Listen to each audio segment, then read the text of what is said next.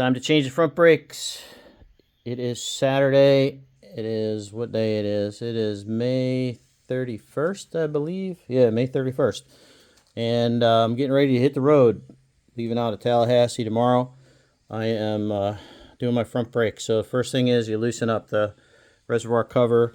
Second thing is going to be, of course, the wheel is straight. I don't need to jack the bike up for this. I'm just going to take these two bolts off and then kind of wiggle this to push the pads back, push the pads and the pistons back into place so it can facilitate taking this bracket off a little easier, or taking the caliper. So this does require a 10 millimeter 12, I think it's 12 point socket,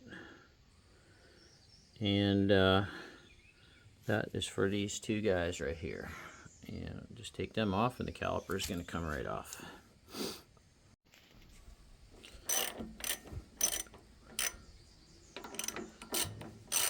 Once you break them loose, they're pretty much finger tight.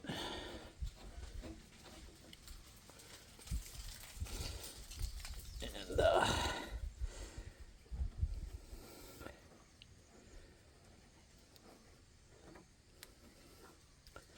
just don't want to drop my caliper, so hang on 1 minute. The caliper bolts are the same length, so it doesn't matter which one you do. I mean, if you put them down, you can see they're the same length, so top and bottom doesn't matter. Now I'm going to gently pull and push on this pads against the rotor, and not crazy, but you can see that the bracket is, the caliper is coming off, down, and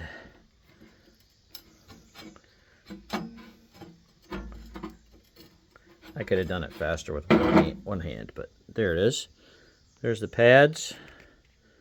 The one's looking pretty thin on the outside, so that's possible those pistons may be hanging up a little bit, but I'm just going to compress everything and put the new ones in and not worry about it. They are expendable, as they say. I am getting out my favorite persuader big screwdriver for this. See, hang on a minute.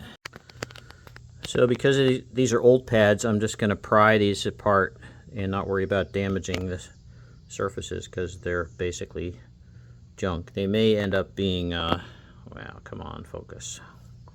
They may end up being, I might keep one or two of them for spares just in case I'm somewhere where I can't get brake pads in the future. So the reason for spreading them apart is because there's less material on these than there will be on the new ones, and you want the new ones to go in and be able to get on top of the rotor, go onto the rotor with as little problem as possible. And because you're squeezing these pistons in, that's the reason that you went up there and loosened the cap so that there's a little room for brake fluid to move around to make this job easier down here. And the next step is to pop off this little cover, and there's a pin that holds the two pads in place.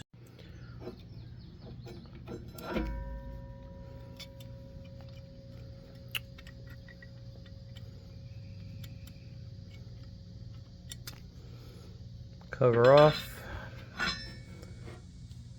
We're going to take out this little clip here, and then take out this pin that goes through the two pads through the top.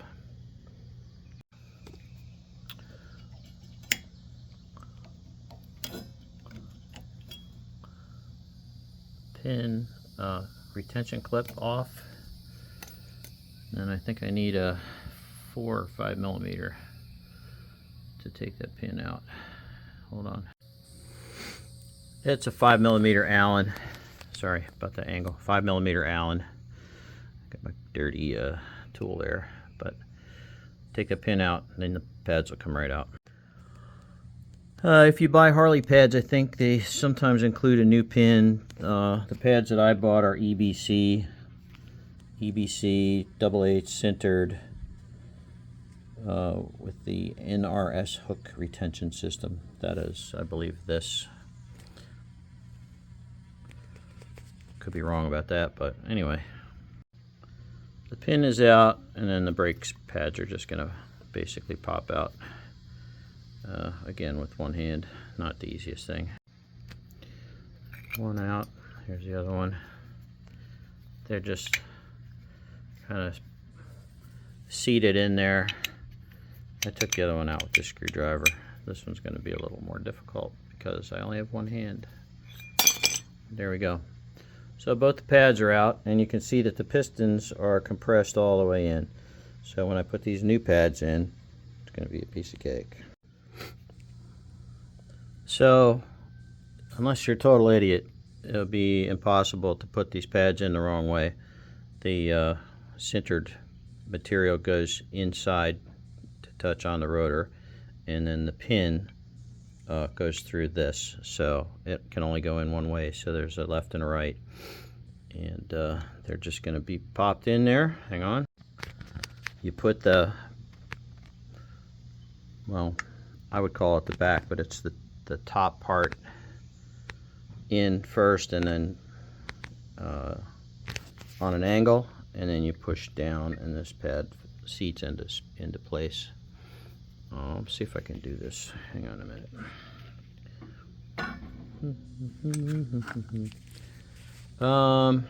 Maybe. Let's see. So they. Let me try. So that part goes in first, that back part goes in first, and then this front. And just to make them seat a little bit, I'm just going to kind of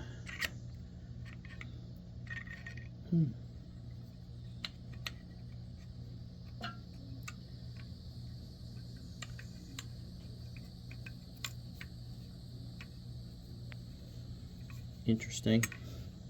Hang on a minute. Okay, so there's the new pads in place, and now I have to put the pin through back in place, and the pin goes through the two upright holes there. That is this guy right here, this pin. And you see the little collar on it there.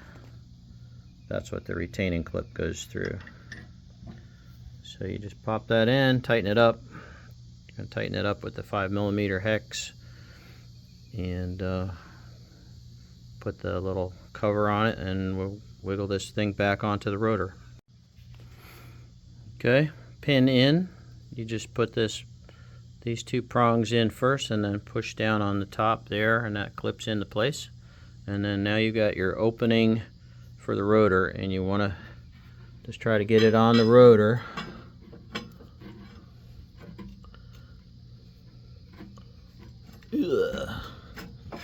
There you go. And then slide it up and put your two bolts back in. Ooh, so the bolts are in place, and we're just gonna tighten them up. And that's pretty damn simple. When you tighten this up, make sure that there's a torque spec in the manual. I don't have a manual. I don't have a torque wrench. I have a torque wrench, but I'm not going to use it. It's an inch-pound torque wrench.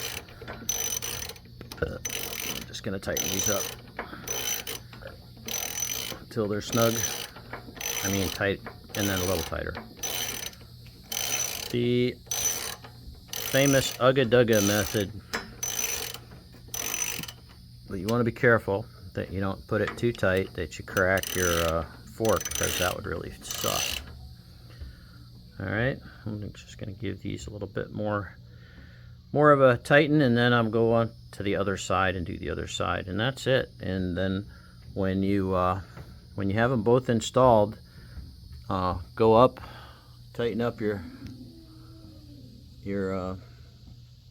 reservoir cap, and give a couple pumps on the old front brake lever until you feel like a hard pedal, for lack of a better term, and you should be good to go.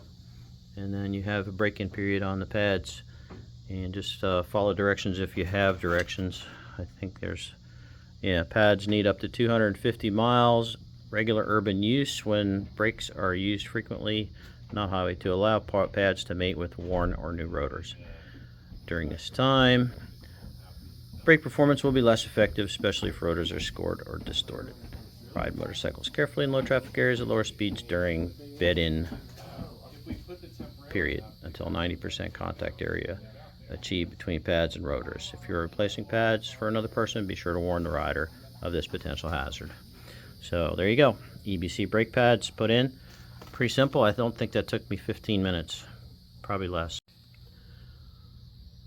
Okay, so we're on the other side of the bike, and one note to pay attention to is you have an ABS sensor here. You see this coming. This goes to this, and that is going to sit. So just notice the orientation of that. It can only go in one way, but just know that it's there. And we're going to do this set of pads now. And you should probably inspect your rotors too. This rotor actually, it scored slightly, but for 61,000 miles, well, it doesn't have 61,000. I think I had the rotors replaced when I had initially a stator and rectifier put in the bike, and they test drove the bike and told me my rotors were warped, so they gave me 2 new rotors, probably at about, I don't know, 4,000 or 5,000 miles in. I'd have to check my records, but so these have probably got 55,000 miles on them, something like that. But they seem okay. Definitely don't need new ones. So I've done this before, but I haven't done this. I pulled these bolts out. The caliper kind of let loose. I'm just going to leave this sit here the way it is. That way it'll be easier to put back on. Much easier. So I'm on the other side. I took the bolts, I left them sitting there, but so far they're staying where they were. Pin out, a clip out, pin out. I actually put my big screwdriver in here and coerced these apart so that the pistons were compressed. And now I'm just going to take the pads out and put the new ones in. This really is super easy to do, as long as you remember to put the clips back and pin. Make sure you got no leftover pieces laying on the ground. I actually forgot to put the little retention clip in on the pin that holds the brake pads, but it only keeps that screw from backing out, and it's behind this cover, so I don't know that it could ever come out anyway.